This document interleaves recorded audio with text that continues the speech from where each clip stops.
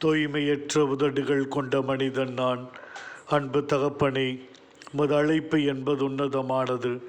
நீரும் பணிக்காக மனிதர்களை அவள் இருக்கும் நிலையிலேயே தெரிந்து கொள்ளுகிறீர்.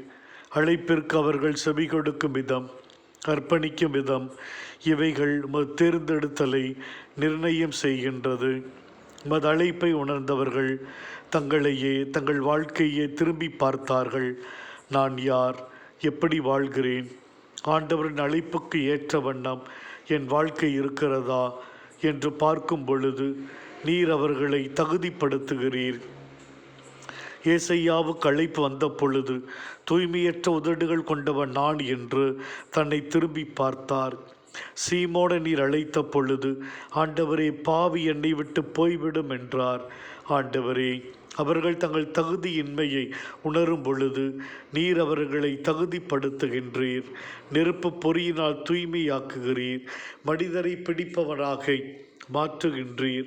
ஆண்டவரே, எங்களையும் அது பிள்ளைகளாக வாழ அழைக்கின்றீர்.